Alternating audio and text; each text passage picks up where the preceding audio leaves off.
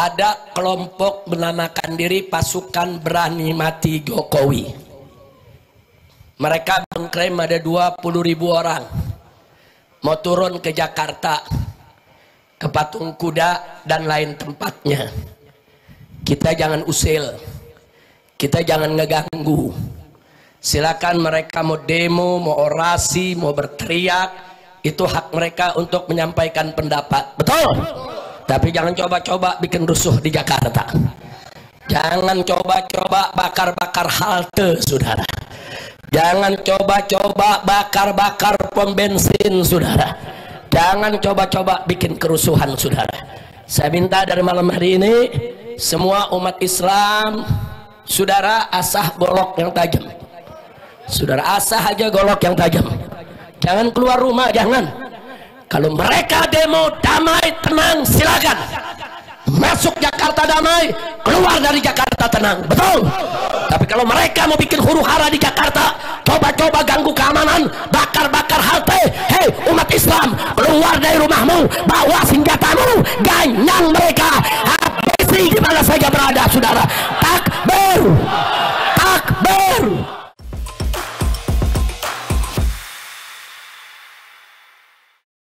Setelah sekian lama terdiam, Rizik Syihab kembali mengeluarkan pernyataan yang menggugah perhatian publik. Dalam sebuah ceramahnya di acara Maulid Nabi, ia menyerukan kepada para jamaahnya untuk bersiap menghadapi pasukan berani mati pembela Jokowi.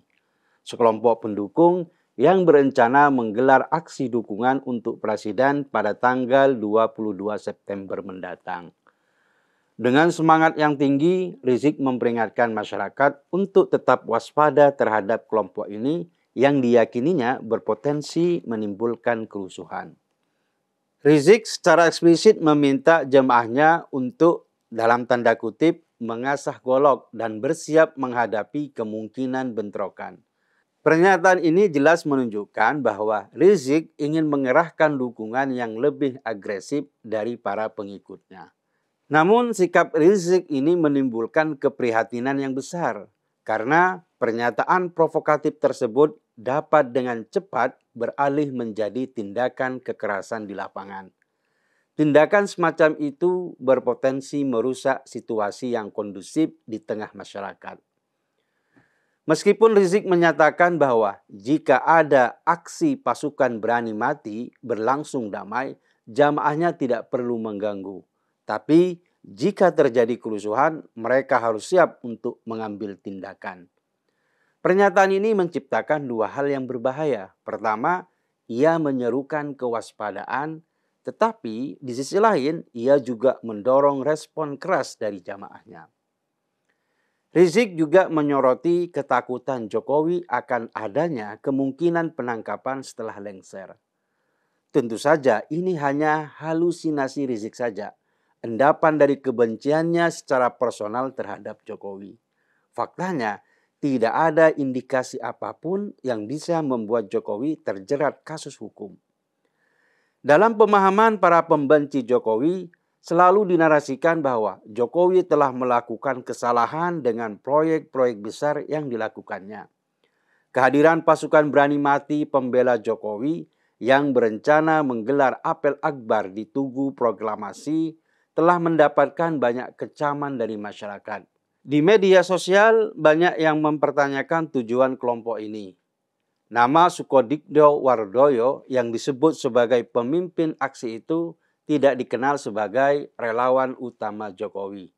Tiba-tiba ada seruan untuk melakukan aksi bela Jokowi pada saat peralihan kekuasaan, yang tentu saja mengundang banyak keraguan. Keberadaan kelompok ini bisa dianggap sebagai salah satu fenomena paling aneh dalam sejarah politik Indonesia. Mereka muncul tanpa dukungan dari pihak yang mereka bela karena perpindahan kekuasaan dari Jokowi kepada Prabowo adalah proses yang telah berjalan sesuai dengan mekanisme yang sah. Ini menunjukkan bahwa aksi mereka lebih mungkin didorong oleh kepentingan tertentu ketimbang oleh kebutuhan untuk membela Jokowi. Pertanyaannya, mereka mau membela Jokowi dari apa? Kemunculan kelompok relawan yang tidak jelas ini tampaknya memberikan Rizik kesempatan untuk kembali mendapatkan perhatian publik.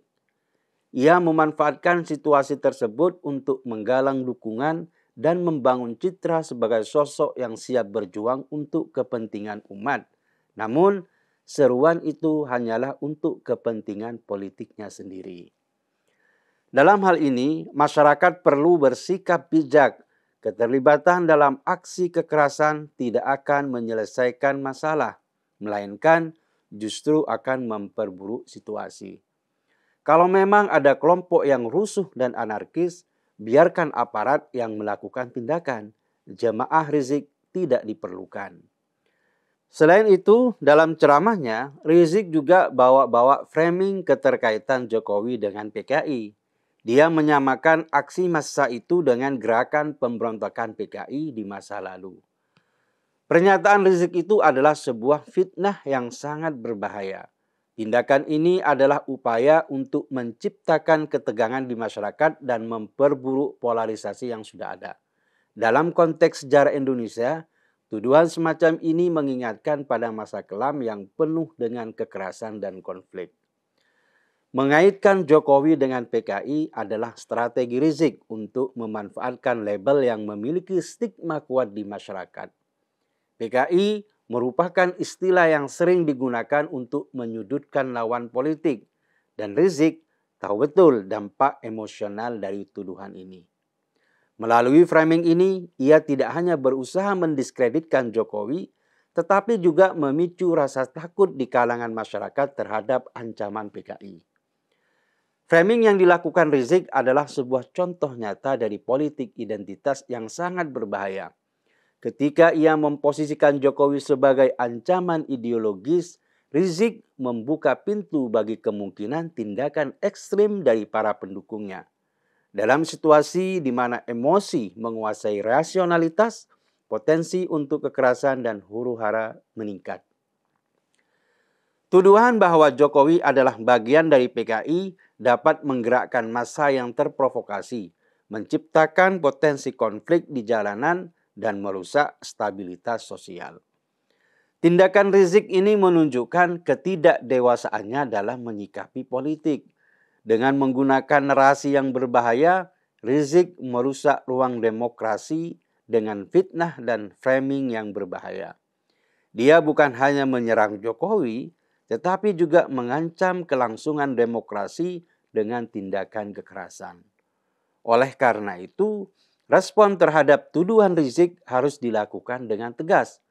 Provokasi yang dilakukan Rizik bisa memicu konflik yang besar, maka aparat juga harus melakukan aksi pencegahan. Jangan membiarkan Rizik bebas membuat provokasi yang berbahaya. Masyarakat juga harus ikut berperan aktif untuk menolak cara-cara kotor yang dilakukan oleh Rizik. Rizik ini memang aneh. Dalam acara Maulid Nabi, mestinya dia memberikan tausiah yang menenangkan dengan menggambarkan akhlak mulia Nabi. Tapi dia malah sibuk menyebarkan agitasi, fitnah, dan provokasi kepada jemaahnya. Ceramah Rizik tidak ada isinya, selain memperbesar kebencian terhadap orang atau kelompok tertentu. Mungkin Rizik sekarang merasa memiliki momentum untuk kembali menyerang Jokowi setelah Jokowi tidak lagi menjabat sebagai presiden. Dalam kondisi berada di luar kekuasaan, relawan pendukung Jokowi otomatis juga akan mengendurkan dukungan. Semoga saja ini bukan berarti adalah awal dari kembalinya seorang Rizik dalam menimbulkan keonaran di tengah masyarakat. Jangan sampai FPI kembali menjadi momok dan menebarkan keresahan terhadap kelompok minoritas.